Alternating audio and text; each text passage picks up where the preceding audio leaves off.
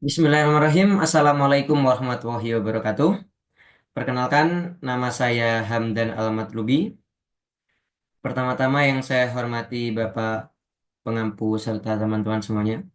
Jadi pada kesempatan ini izinkan saya mempresentasikan makalah saya yang berjudul Kepemimpinan Pendidikan di Sekolah. Jadi ini sebagai bagian dari tugas mata kuliah Manajemen Pendidikan. Yang pertama yaitu di latar belakang. Jadi latar belakang ya di makalah saya ada empat.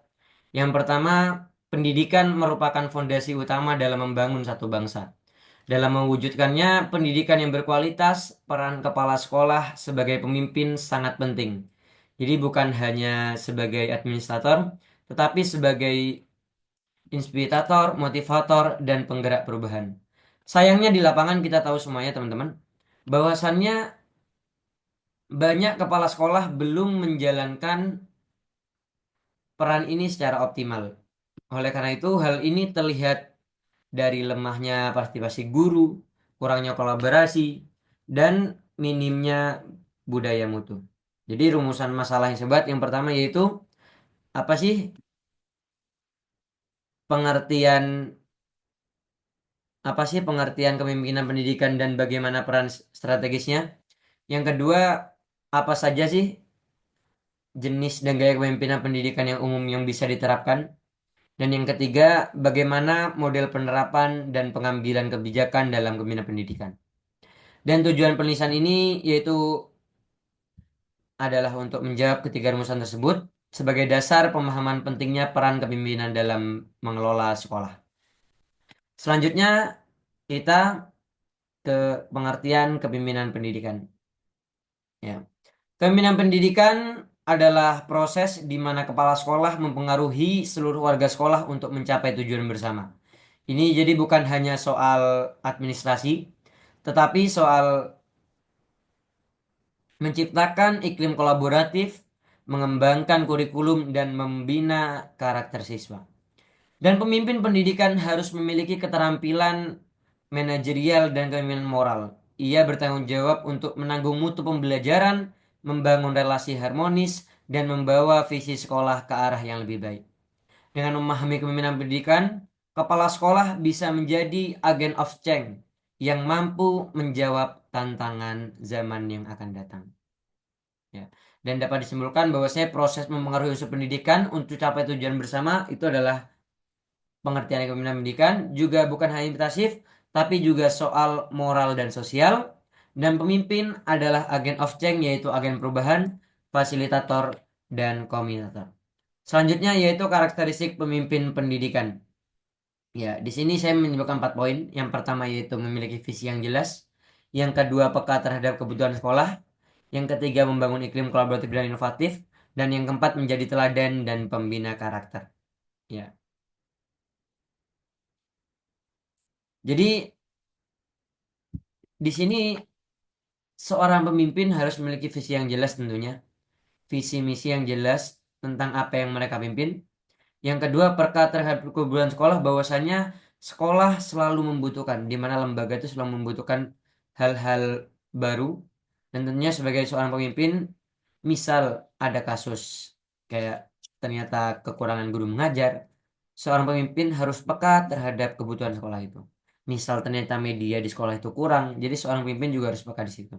Yang ketiga, membangun iklim kolaboratif dan inovatif, yaitu pemimpin harus memiliki keterampilan di mana ia bertanggung jawab untuk menjaga mutu pembelajaran, membangun relasi harmonis, dan menjaga visi sekolah itu tadi. Yang keempat, menjadi teladan dan pembina karakter. Tentunya kita juga di Islam bahwasanya uswatul hasanah itu penting. Oleh karena itu, seorang pemimpin harus menjadi contoh yang baik buat semua anggotanya masing-masing. Selanjutnya, yaitu di jenis dan gaya kepemimpinan. Ya. Pertama, ini sudah kita sering jumpai dan mungkin kita dengar, yaitu gaya otoriter yang bisa kita simpulkan bahwa satu arah, tegas tapi kurang persuasif. Apa sih itu? Jadi pemimpin memegang kendali penuh, keputusan diambil sepihak, efektif dalam kedisiplinan, tapi berisiko menekankan kreativitas. Tentunya banyak sebagai pemimpin negara atau apa. Jadi pemimpin itu hanya mengambil keputusan sendiri tanpa perlu orang lain untuk saran atau memberi masukan. Yang kedua yaitu gaya demokratis. Yang bisa dilakukan yaitu melibatkan semua pihak, ya. Dan mungkin ini sudah kita banyak dengar ya, karena kita hidup di negara demokratis tentunya. Ya. Mengutamakan partisipasi semua pihak dalam pengambilan keputusan, dan ini cocok untuk menciptakan iklim kerjasama yang harmonis tadi yang sebelumnya saya sebutkan. Yang ketiga yaitu gaya laissez-faire, ya, kebebasan penuh, minim arahan. Jadi memberi kebebasan penuh kepada guru atau staf atau kepada anggotanya bisa bagus jika SDM-nya berkualitas, tapi bisa chaos atau kurang berkenan apabila jika kurang pengawasan. Ya. Yang keempat ada gaya transformasional, yaitu pemimpin menginspirasi dan membangun budaya perubahan, fokus pada misi jangka panjang, motivasi yang instalik dan inovasi.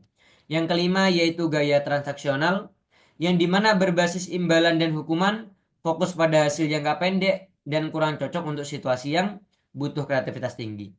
Yang enam yaitu kepemimpinan karismatik dan distribusi, di mana pemimpin berpengaruh,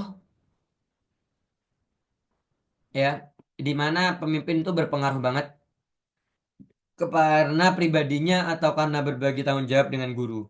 Jadi cocok untuk era kolaboratif saat ini. Ya.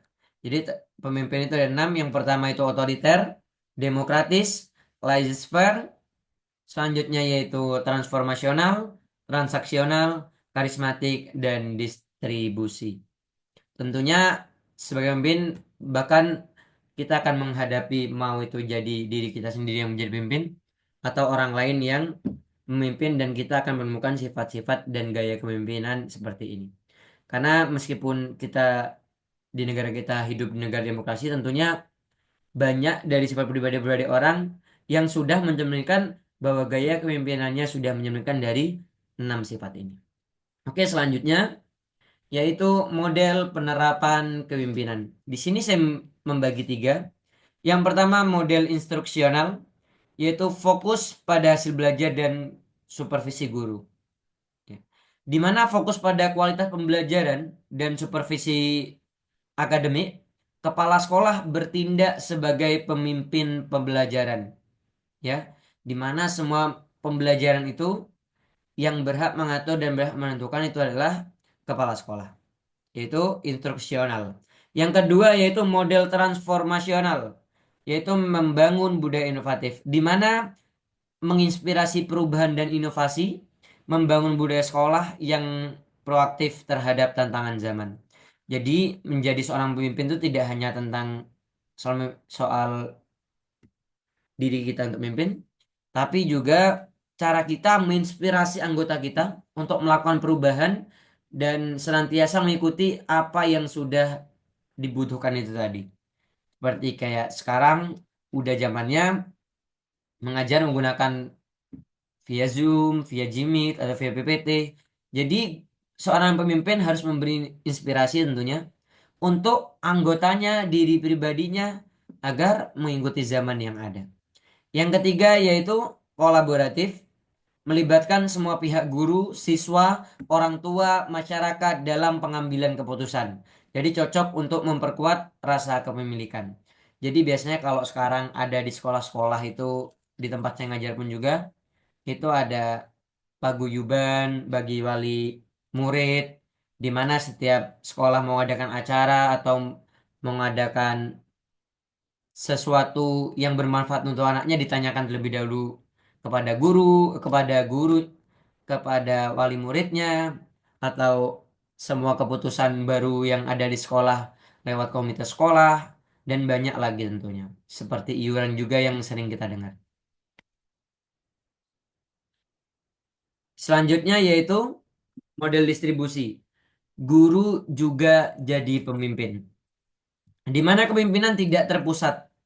Guru dan staf ikut bertanggung jawab dan memimpin dalam bidangnya masing-masing. Jadi yang guru agama memimpin pada guru agama, guru sosial memimpin pada guru sosial karena sejatinya kita adalah pemimpin. Jadi setiap tempat dan setiap profesinya masing-masing, guru juga menjadi pemimpin. Yang ketiga yaitu model etis, menekankan integritas dan moralitas. Di mana menekankan nilai moral, keadilan, dan integritas, kepala sekolah harus menjadi teladan dan menjaga etika dalam kebijakan.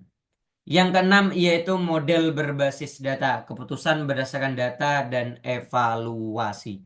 Yaitu keputusan didasarkan pada data konkret, bukan institusi. Jadi cocok untuk sekolah modern yang ingin akuntabel dan efisien. Jadi semuanya berdasarkan data yang kita peroleh. Begitu. Jadi penerapan model ini tuh model 6 ini harus kontekstual. Jadi artinya dipilih dan dikombinasikan sesuai tantangan dan kondisi sekolah. Karena kita tahu bahwasanya setiap sekolah, setiap tempat punya kondisi dan tantangannya sendiri-sendiri. Oleh karena itu sebagai kepala sekolah tentunya sebagai pemimpin dan sebagai guru kita harus menyesuaikan model-model kepemimpinan ini. Oke, selanjutnya yaitu model pengambilan kebijakan. Ya. Jadi model rasional berbasis analisis data dan logika, di mana pengambilan ini ya, itu tadi yang saya telah bukan terakhir, cocok jika sekolah punya sumber daya dan waktu yang cukup. Karena tentunya data ini dikumpulkan ya. Jadi kita perlu sekali waktu itu tadi. Yang kedua yaitu incremental. Incremental perubahan bertahap, di mana keputusan diambil secara bertahap, lebih realistis dan minim resiko. Yang ketiga, campuran, gabungan rasional dan inkremental, di mana ada rencana jangka panjang, tapi dieksekusi secara bertahap. Misalnya, ketika kita ada pengembangan P5, tentunya P5 ada 7 tahapan, yang dimana tidak bisa langsung kita 7 prinsip ini kita laksanakan semua, tidak. Tentunya harus bertahap dari oke kelas satu dan 2 di fase A kita memilih prinsip ini dengan pertimbangan ini. Kelas 2 3 dan selanjutnya kelas 3 4 5 6 dan selanjutnya harus bertahap karena sejatinya pendidikan itu kan bertahap, teman-teman. Jadi pengetahuan kita harus kita kembangkan dan pengetahuan itu berkaitan dengan pengetahuan sebelumnya. Oke, selanjutnya tetap di model pengembangan kebijakan, yaitu partisipatif melibatkan stakeholder sekolah, di mana membangun rasa memiliki dan tanggung jawab bersama. Jadi apa yang sudah ada di sekolah, apa yang sudah menjadi kewajiban kita, itu pemimpin harus bisa melibatkan semua pihak sekolah untuk memiliki rasa tanggung jawab itu tadi. Yang kelima yaitu politikal, kompromi antar kepentingan, di mana kebijakan lahir dari negosiasi berbagai kepentingan. Jadi butuh kemampuan diplomasi dan netralisis. Yang kelima yaitu model etis berlandaskan nilai dan kemanusiaan. Jadi tidak hanya soal efektivitas, tetapi juga keadilan dan moralitas. Kita tidak bisa menetapkan bahwasanya setiap wali murid harus membayar segini, tidak. Karena sejatinya setiap siswa, setiap wali murid memiliki keluarga yang berbeda. Pokok tidak tahu kelas 6 harus wisuda. Seorang pemimpin kepala sekolah harus menentukan. Kiranya wisuda wisuda ini layak nggak untuk anak SD. Habis itu misal kita harus rekreasi ya, tentunya yang viral sekarang ternyata di kabupaten kita juga di Jember juga sudah dilarang. Misal dengan budget 1.500.000 untuk kita rekreasi. Apakah ini efisien? Ya, apakah semua keluarga mampu? Bagaimana yang ikut pariwisata itu hanya 5 sampai 10 keluarga, yang lain tuh keberatan. Nah, seorang pemimpin harus menentukan kebijakan itu. Oke, lanjut kita kesimpulan. Jadi, kepemimpinan pendidikan adalah pilar utama dalam menciptakan sekolah yang unggul. Ya, teman-teman. Jadi, kepemimpinan adalah kunci kualitas sekolah. Ya. Dan pemimpin yang baik tidak hanya mengatur, tapi menginspirasi. Ia memahami kapan harus tegas, kapan harus kolaboratif, dan kapan harus mendengar keluhan-keluhan itu tadi. Dan gaya dan model disesuaikan dengan kondisi dan kebutuhan masing-masing sekolah. Dengan menerapkan gaya dan model kepemimpinan yang tepat, kepala sekolah dan pemimpin dapat membawa perubahan nyata dan berkelanjutan di lembaga pendidikan. Tentunya pengambilan kebijakan harus berbasis etika, data, dan kolaborasi, tidak hanya kemauan kita sendiri, karena sejatinya apa yang kita pimpin banyak berdasarkan tujuan banyak orang ya tentunya. Jadi mungkin kalau kita ingin ini, tapi kita pertimbangkan terlebih dahulu apa yang menjadi kekurangan dan apa yang menjadi kebutuhan dalam sesuatu yang kita pimpin. Dan mungkin demikian presentasi dari saya. Semoga bermanfaat dan bisa menjadi bahan refleksi bersama. Kalau ada salah kata ataupun salah slide tentunya mohon maaf. Walahir, wassalamualaikum warahmatullahi wabarakatuh.